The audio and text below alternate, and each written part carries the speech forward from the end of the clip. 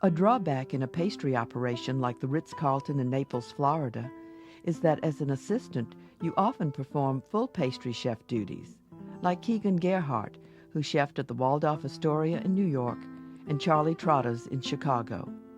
Here is roasted apples, warm apple soup, and creme fraiche sorbet. 3 types of apples are used. The ultimate plate will contain apple soup, roasted apples, and granité or ice. And what we'll do with these apples afterwards is we're going to turn some of them into soup. We're going to turn the Granny Smith apples into a Granny Smith granité, just a very simple apple ice full of light, refreshing flavor.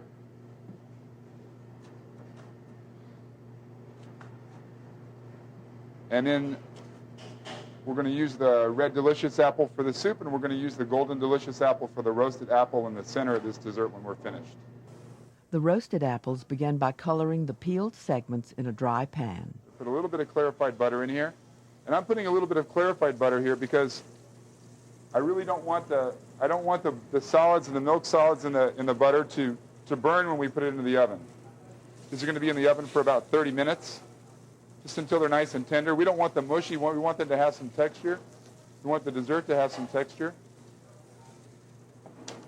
And we're going to sprinkle a little bit of vanilla sugar. I've just taken a vanilla bean and scraped it into granulated sugar.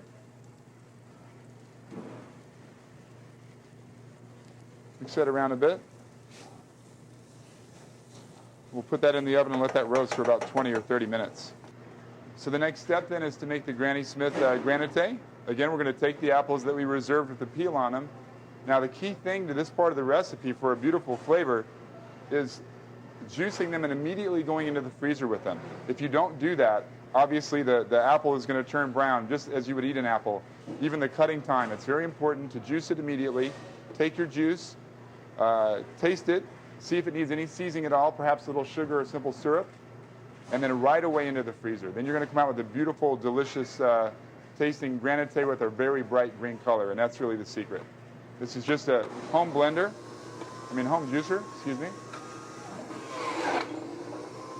I'm going to do just a little bit here for you to see. But I would say you don't yield a lot of juice out of an apple. This was 1 apple juice. And 1 apple juice is more than enough granité for each person. The next step is making the warm apple soup. And again, we're going to follow kind of the basic principles of making a savory soup, starting with a mirepoix. And in this case, we have the apple mirepoix. All the skins, the cores of the Johnny Gold apples and the Red Delicious apples. We're going to put those into a nice hot pan and let them take on some color as well. The peels and cores were browned in an oven. The pan is warm. Don't be afraid to get in there and dig around. Get a nice mixture. You want to have some delicate apple flavor from the peels for some color to transfer into the soup.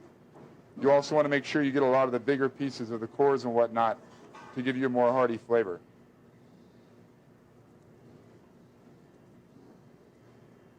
We've already got a nice color from the oven. It's not necessary to brown these pieces of apple in the pan as we did with the roasted apple for the center of the dessert. Now I've got the fresh juice of the red apple and the Johnny Gold apple, and I'm just going to deglaze there. You can see the flavor that's sticking to the bottom of that pan is then going to be lifted up into the soup.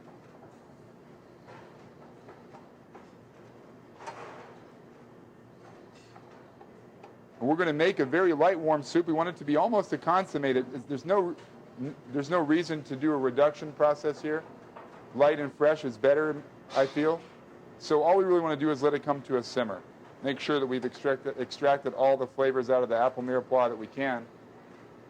And then just immediately pass that through a chinois. Season the soup to taste. Another inventive use for apples is apple lasagna. Using a rotary slicer, thin strips of apple are made. They go into a buttered pan, which in all will hold 10 layers. The apple strips are placed alternately lengthwise and widthwise. Caramelized sugar, which was combined with cinnamon, then processed, is sprinkled between each layer. So here we have the finished assembled lasagna, apple lasagna, and you can see already the apples are beginning to lose some of their liquid. as I've stacked it. And as I said before, I stacked it 10 layers high. And I finished with a layer of caramel. And now this is ready to go into the oven. It's 340-degree oven. The time is 20 to 40 minutes. It really depends on the ripeness of the apple, on the heat of your oven. But basically, until you can stick a knife inside, and the tip of the knife goes in quite easily. A square of the lasagna more or less anchors a virtually endless apple Napoleon. Circles of brioche are cut and toasted. They'll be topped with clarified butter and cinnamon sugar. You want to dip this brioche in a little bit of clarified butter so we can make sure that the cinnamon sugar sticks. And for the crispiness of this dessert, it's really important to do this just before you serve it, if at all possible. And for time's sake, I'm going to burn it with a torch, caramelizing it the same way that you would caramelize a creme brulee.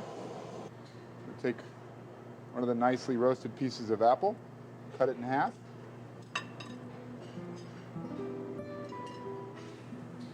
Begin to build our sandwich. Then pastry cream flavored with the same spices used throughout this recipe, most notably cinnamon. Then the frozen Granny Smith granite is packed into a ring mold atop a disc of brioche. This is the next layer of the Napoleon. Just before service, various colored raw apple sticks go onto the plate. Then the warm soup, along with whole spices, goes into a French press coffee maker.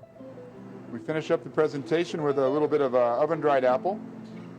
And we'll finish up our apple tower with a little bit of the delicious creme fraiche sorbet that we made in the beginning.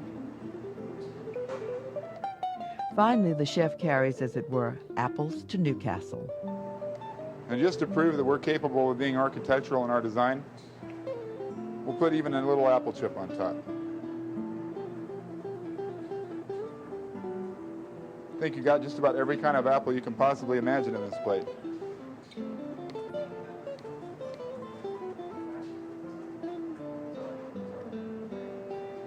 A little bit of soup at the end. You're all set to go.